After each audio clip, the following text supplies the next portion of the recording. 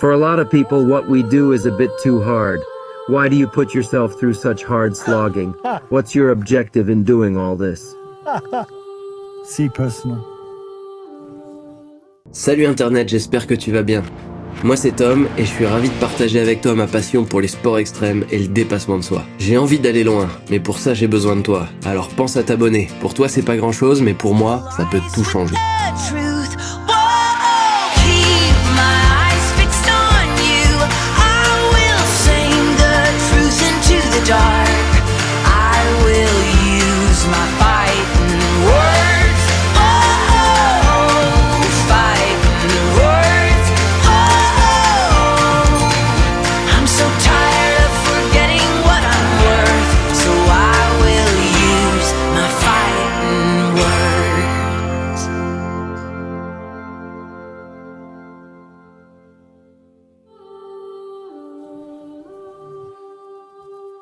Hard, I don't know, it's technical, yes, it's physical, but in fact what I feel is that when we have these periods of rolling,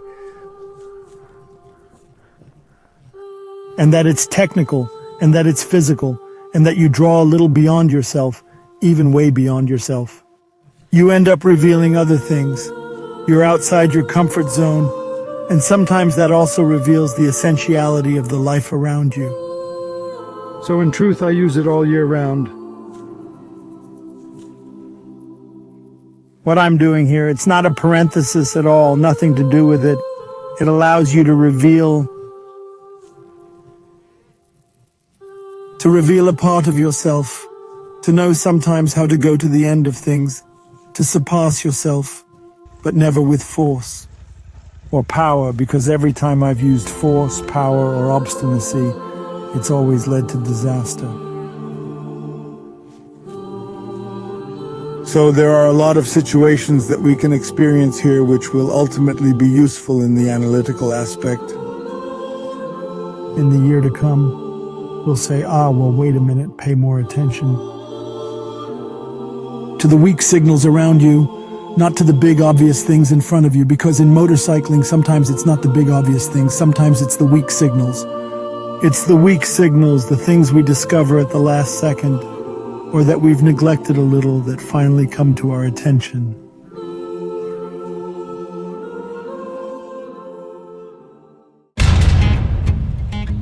You can't imagine how happy I am to hear Rodolphe say all this even before we've debriefed.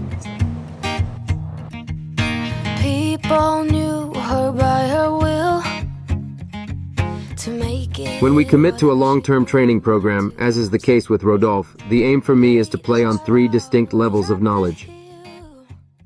You obviously need to provide him with theoretical knowledge. That's the basic knowledge. You have to transform his theoretical knowledge into know-how. But just because you have the right knowledge and the right know-how doesn't mean you've reached the end of the road.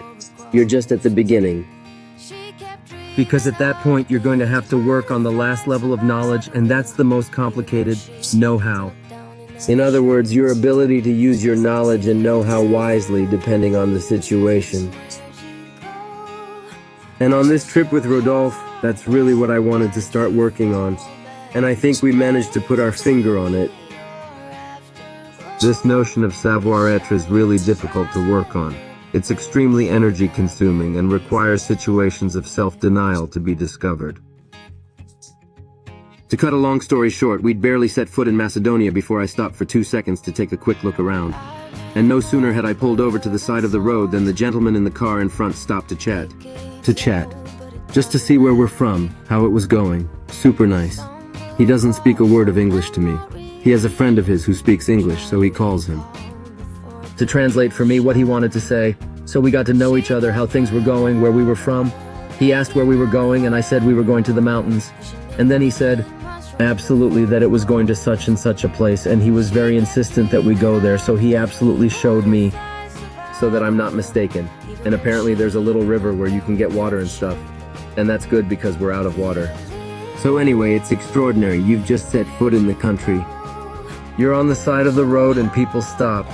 How are you? Where did you come from? Do you want help? It's incredible. It's just happiness of traveling. It should be normal, and we've completely lost home. He'll take us to the end of the road and explain that the bitumen stops here. because the authorities have misappropriated the construction budget. And indeed, on my maps, the asphalt continues much further than here. We take a photo, and I also take a photo of the map on the side of the road. They seem to work a lot with that here, and we'll just continue on our way. But then he turns around. He had really come here just to get us on the road, and then he says, "I'll leave you to it, I'm late, I can't believe it." I've been waiting for this, my Rodel. It's extraordinary, it's too good. We're going for a swim. Refreshing. It's too hot, but it's real friction.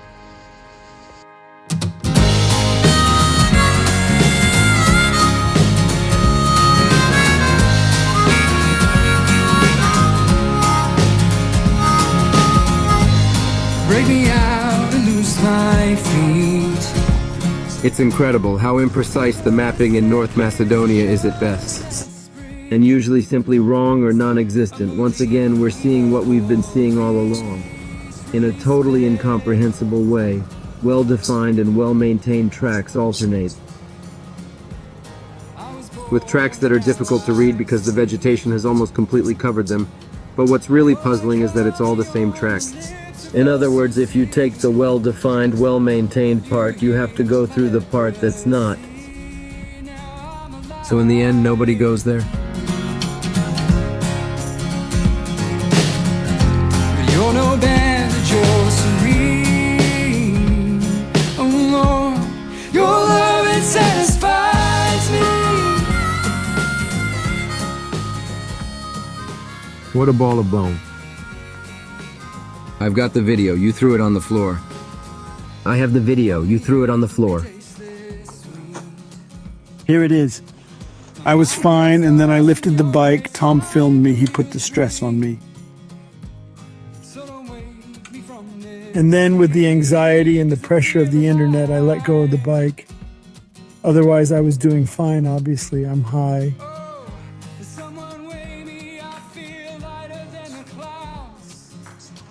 Now it's time to get back on. Where are you going? You always go up the lowest side.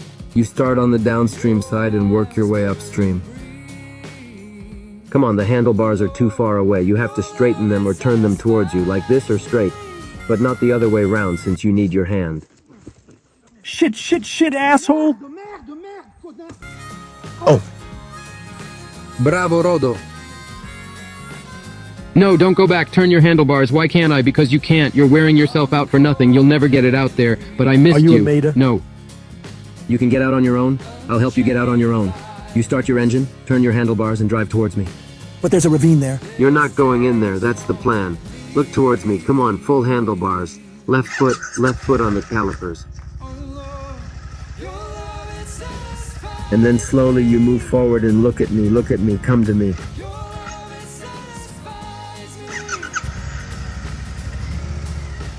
Come to me. Come on, that's very good. Slowly towards me. Again, that's perfect, come to me. Wait, I have to push the branch.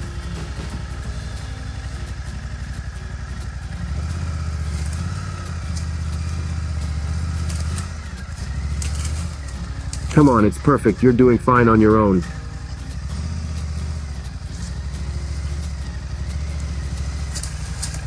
Look over there now.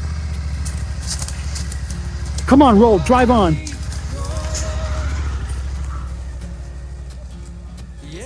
We eventually arrived at the small village of Budimirtsi, which had a population of 30 at the census of 2002. Your love.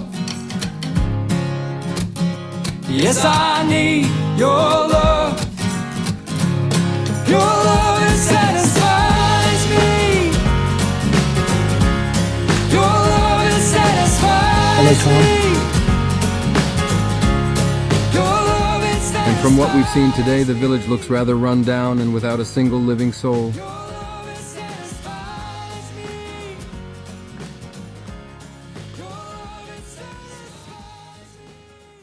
Right. We've just passed through the middle of Macedonia. There's nothing there. It's like I've never seen so much nothing. We had to get to a village where we thought, well, there's bound to be a little inn or something. The village, in fact, is completely abandoned, completely in ruins. And that's 4 villages we passed through, 4 villages completely abandoned, completely in ruins. And we're in the middle of nowhere. There's nothing there. There's nothing there. You've been driving for hours. There's nothing We've there. just I didn't passed a pass gentleman in a ruined house. This is it. It's something. We experienced something today. Today it was... Well, we'll leave you to it. We'll have to go to booking and see if we can find anything. If not, we'll bivouac. Can you imagine what a godforsaken place this is? We follow the Greek border towards the corner, the triangle. Yes, right. Yes. The hotels I see, they're in Greece. Yes, they're not crazy. Yes, so we're skirting the border, so we have to keep going. That's about... The nearest place where there are hotels is the little town of Prilep. Prilepi, 50 kilometers away. 1 hour and 50 minutes. 58 kilometers. Well done, Tom. Bravo, congratulations. 58 kilometers, 1 hour and 50 minutes. And you've got your mic on backwards, Rodolphe. How long have you been making TV? Hello? Shit! Can you hear me? On the other hand, if we go there, we have to make sure there's no vacancy. Well, there is a book room, isn't there? Tom? Do you have any doubts about whether there's room or not? Fuck, there's no one there. It's a bit Soviet, but it looks fine to me. What time did we leave this morning? It's 10 o'clock. Yeah, still. We left at 10. It's 9 o'clock. We didn't stop for lunch. We've been driving since 10. The only break we've had is to refuel. And you know what? I think we're happy, actually. I'm sure you still feel like driving. Well, a little bit, yeah. That's fine with me. What makes me crazy, totally crazy, is that we're from here. We came from exactly here. It's a good 4 hours of track to get here. This way, from what I can see on my maps, it's a dead end. Because it goes right to the summit up there, and over there the nearest village is 58 kilometers away. I'm the only one who's shocked by this. It shocks me too. We've got to get going because we've got 2 hours on the bike. Come on, buddy. Unfortunately, I don't have any good pictures of our ride to Prilepe. For me, it was a new sensation in my motorcycling life, like riding in an episode of The Walking Dead. It was as if time had stood still, stopped instantaneously many years ago, and no one existed. In fact, we didn't pass a single person until we reached the town, 50 kilometers completely empty. We could have bivouacked, it's true, but Rodo had an important business meeting the next day, so we needed a stable and secure internet network, hence our choice. What's more, it was a chance for us to discover life in a Macedonian town. Do I want to go up? Let's take a break from Japan and climb to the top of the mountain up there. I was such a sad boy when you caught my eye.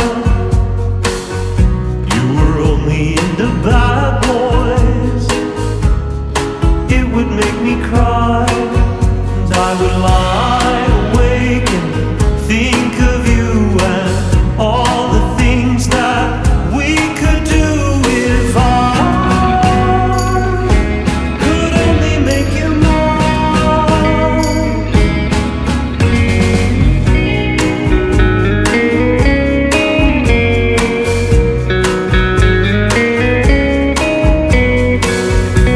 I'd pass you in the hallway. You didn't know my name. I will love you always. It really is. It's true. And let me tell you, we really enjoyed ourselves. We met an incredibly kind waiter, and we ate again like kings. Rocks. It's diffracted. Frankly, I'm on the verge of not being able to walk, but to roll. I ate like a king. It was incredible. That's it anyway. See, Incredible. And for two, with all that we ate, we made several courses, appetizers, dessert. too expensive, dessert, plus drinks. 22 euros.